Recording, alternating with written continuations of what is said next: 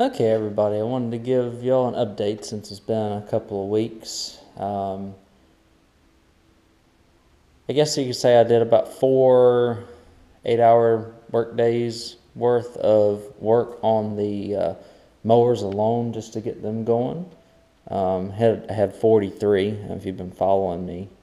I got mowers and a bunch of lawn and garden equipment and some hedge trimmers and actually some tools, which I've all sold except for that one drill. I haven't really, I think, combined with maybe a little bit of the government shutdown, a little bit of after Christmas stuff, and just people tightening up their wallets a little bit. Haven't really gotten any hits on anything, but there's the drill and the blower there. I'm still trying to sell.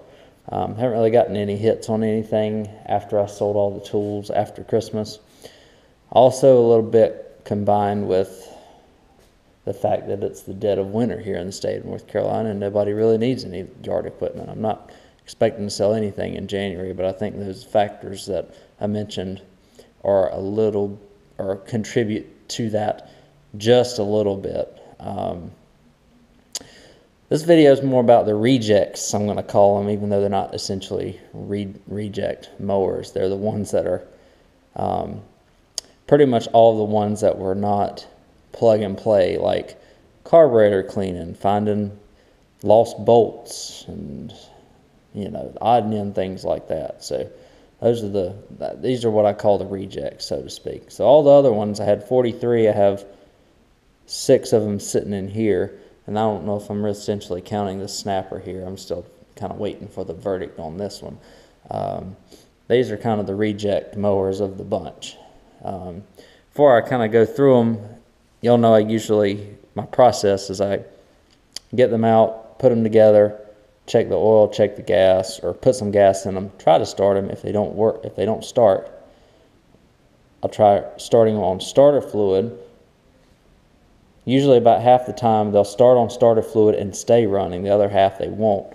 A lot of times because these mowers sit a little while, probably for 2 to 3 months, and while they do drain the gas out of the gas tank, it won't drain out of the carburetor, and you get some gum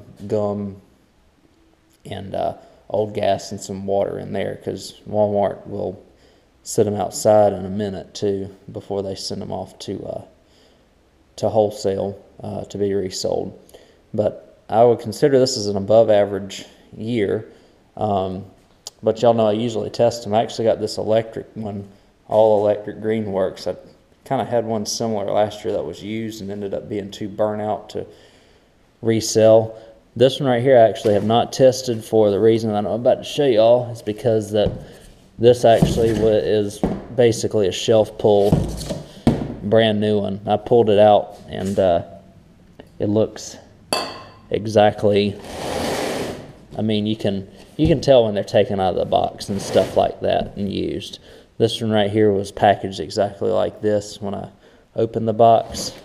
And as you can see, the handle's still taped down. It's still got all the packaging on it, just like it came from the store. So I'm actually going to sell this as a new in-box product, because that is what it is. Because as you can tell, the product hasn't even been touched from the box. It's just got a little dirt and whatnot in it from it. So of course it's an electric mower too, so all you gotta do is take it out and plug it in and you're good to go. But on to the rejects before I get this video too long. The first one, like, I'm not necessarily calling it one, but it's got the exhaust stroke, or the on the engine, sounds like it's very pronounced, like it's much stronger than it should be, and it's a little bit hard to start. I checked the flywheel key, I checked the valves to see if the valves were good, but it's just a little difficult to start, and it seems like it's very slow to pick up. So it makes me wonder if it's a little bit low on compression or something like that. This mower has definitely been used a little bit. As you can see, there's some oil residue right here from where it was run at one time, so it may have been run with too much oil, and I might just need to run it a little bit more.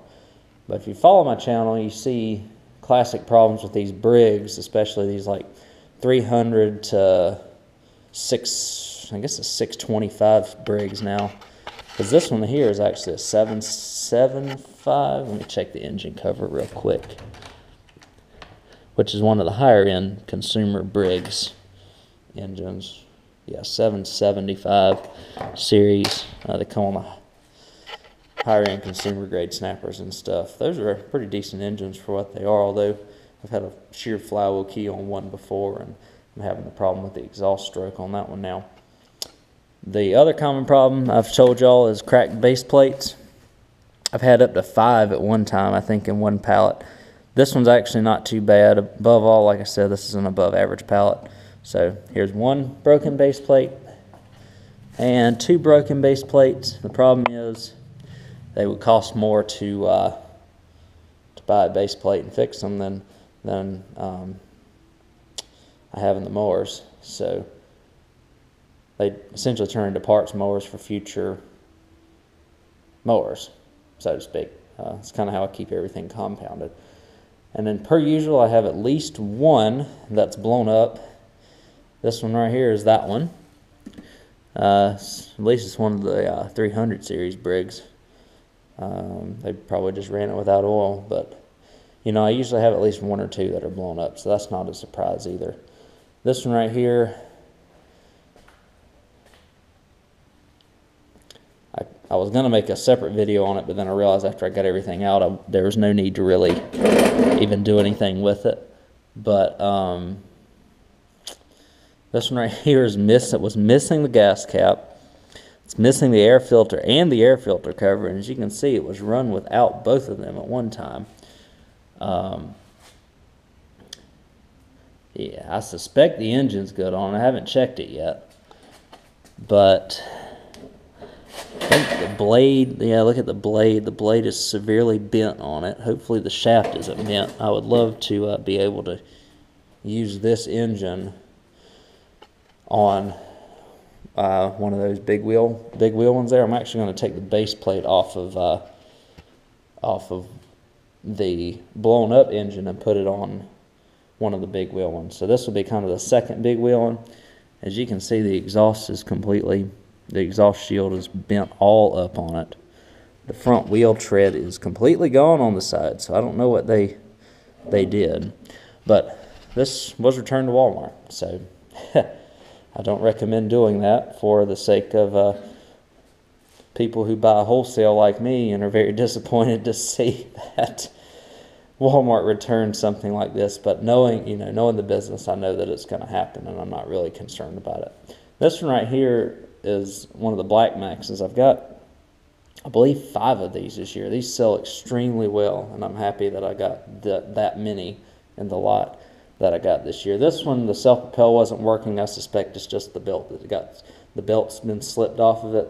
I think I've worked on it a little bit. The shaft on this one is actually slightly bent. I'm hoping that I'm going to be able to straighten it back into place with just some force.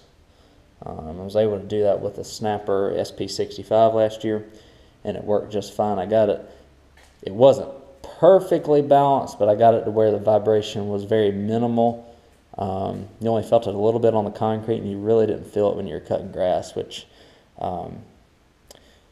compared to when it started, it was vibrating like crazy, so I was very happy with that. So I just wanted to give you all an update of everything that's going on here, mower-wise.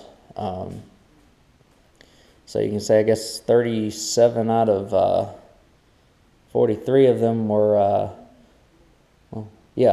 37 out of 43 are plug and play, which is actually a little bit better than average, like I mentioned. And a couple of them just need minor work to them, and then swapping out some base plates. And I should have a good 41 out of 43, which is the typical return that I get on these mowers.